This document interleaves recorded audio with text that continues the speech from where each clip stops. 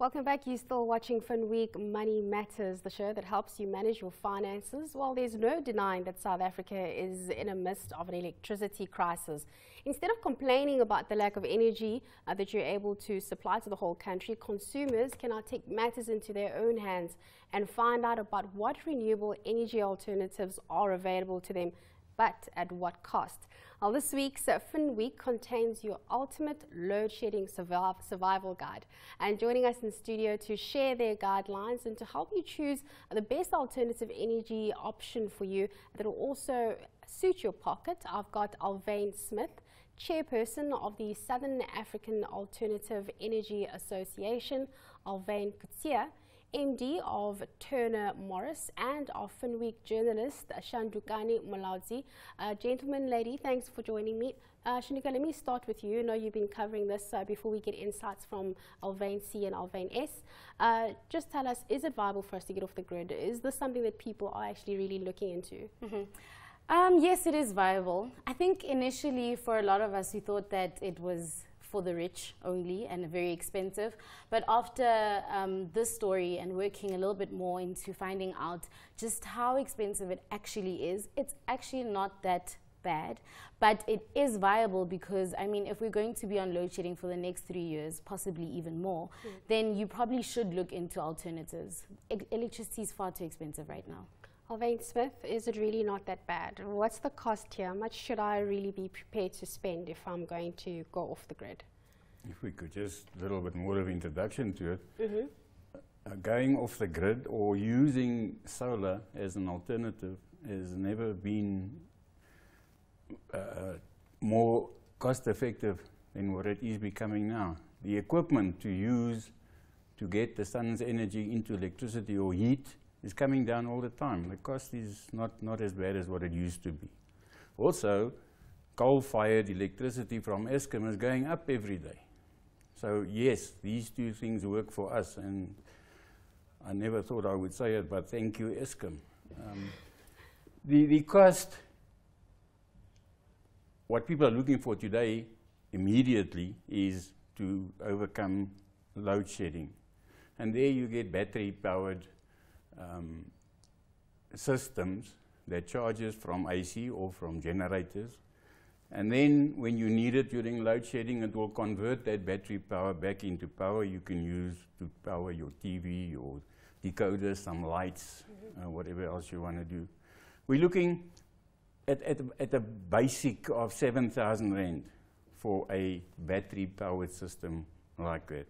Okay. That can go up to 100,000 and more, depending on what you're buying, depending on what you require. I just want to touch on that, the basic 7,000, how much would that be able to provide me with? So I'm obviously wanting to look for the cheaper option. How much mileage can I get out of that? You could run your TV, a flat screen TV, and decoder, and some lights for 4 hours, the average load shedding period.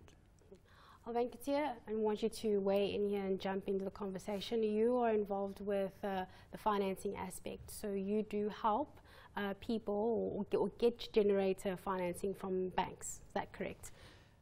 Correct, yes. I am from a company called Turner Morris. What we do is we import and supply generators into the market. And we've been doing that for many years. And we partnered with FNB in a project where we want to make it more affordable for the guy at home to actually acquire a generator. We start with small generators that could maybe provide you with lights and will keep the television on, maybe a computer or two. They range from about 4,000 Rand. The typical household, if you want to do a complete switch over, will need between a 10 and a 15 kVA generator. And that will be a little bit more expensive. But through making it available through with financing the unit, it's much more affordable. You know, you pay a monthly installment, and it makes it accessible for the man in the street. So you're finding that banks are coming to the party with this. They are starting to make financing options or instruments available to ordinary South Africans to be able to say, I want to finance getting a generator? Yes, for sure.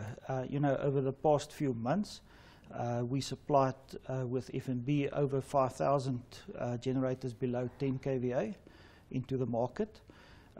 We supplied and installed larger generators in excess of 6 million rand to larger households and businesses like restaurants, etc. So I think it's definitely more affordable if you finance it. You know, it's difficult for a business or a homeowner to take out a large sum of money to purchase something like that. But it becomes easier and more affordable if you finance it and you pay it on a monthly basis. Anything you want to jump in with, Shandukani? Yes, I'd like to ask, with generators, one of the things that people are very frustrated about is the fact that they're so noisy. So, I mean, if you're using it in the home, it's going to be a problem for your neighbors and for yourself too. So, Alwyn Coetsee, in terms of that, how can people find different ways in which they can minimize the noise? Okay, there are a few options. You know, we also offer UPSs that is noise-free. It's something you install in your, let's say, garage or something in your house. You connect it to your electrical system. It will switch over automatically, and it's noise-free and don't need any human input. You know, you don't have to go and switch something on or switch something over. The other option is to run a small petrol generator. When you run a small petrol generator, there is an amount or a substantial noise that goes with it. To quantify that, it's more or less similar to a lawnmower that will be running. So if you can hear your neighbor's lawnmower running, then you will also hear the generator running. But then, sorry for that, then we also have the other option, and that's to supply a diesel generator. They are a little bit bigger, but we supply a range of super silent generators that gives you a noise level of below 67 decibels, which is fairly low. And when you are a distance away, let's say 30 meters away of this generator, you will barely hear it. So diesel, more quiet. Alwyn Smith, let's come to you once again. So we've worked out the fact that as time goes by, it's going to be less expensive. We've looked at the fact that funding is available for this. We can lessen the noise, but I want to find out from you is how do I make a decision as to which renewable source I should be looking? So you know, how do I go solar, or do I buy a generator? The advantage, if I could punt our industry, of the equipment available today, also gives you the option to, at a later stage, put solar panels on your roof and then charge your batteries via the solar panels. Then it's for free. 20 years of power for nothing. And that way you can eventually get off the grid and save even more money over and above what you're going to save on just your electricity bill. So yes, the system in the long term, solar power, yes. And if we look at that sword called climate change hanging over us, solar do not harm the planet in any way. Well, gentlemen and lady, we'll have to leave it at that. You've heard it from the experts here telling us what it is that you need to know. In time, this will be less expensive. There are financing mechanisms that are available for you. So if you are looking at going off the grid, this may be a viable option for you. That's all for this week's edition of Finweek Money Matters. Thank you so much to our guest, Alwyn Smith, Chairperson of Southern Africa Alternative Energy Association, Alwyn Coetsee, MD of Turner Morris, and Finweek journalist Shandukani Mulaudzi.